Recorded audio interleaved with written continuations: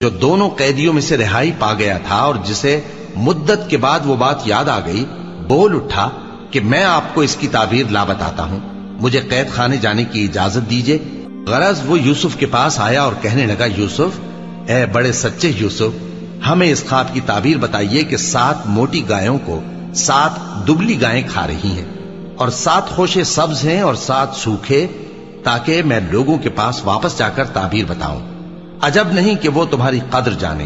انہوں نے کہا کہ تم لوگ 7 سال متواتر کھیتی کرتے رہو گے، تو جو غلہ کاٹو تو تھوڑے سے غلے کے سوا جو کھانے میں آئے باقی کو خوشوں میں ہی رہنے دینا۔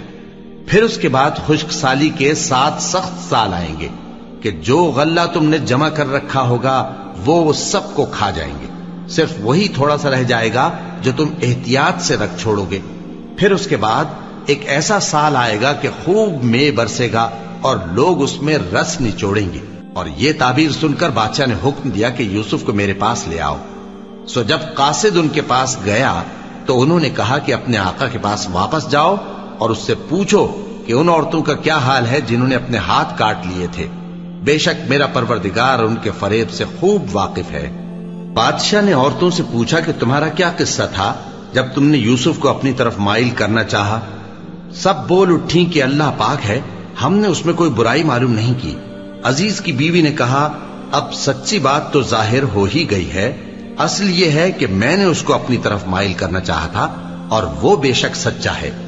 یوسف نے کہا کہ میں نے یہ بات اس لیے پوچھی ہے کہ عزیز کو یقین ہو جائے کہ میں نے اس کی پیٹھ پیچھے اس کی امانت میں خیانت نہیں کی، اور اللہ خیانت کرنے والوں کی چال کو چلنے نہیں دیتا، اور میں اپنے آپ کو پاک صاف نہیں کہتا، کیونکہ نفس امارہ انسان کو برائی ہی سکھاتا رہتا ہے، مگر یہ کہ میرا پروردگار رحم فرمائے، بے شک میرا پروردگار بخشنے والا ہے، مہربان ہے۔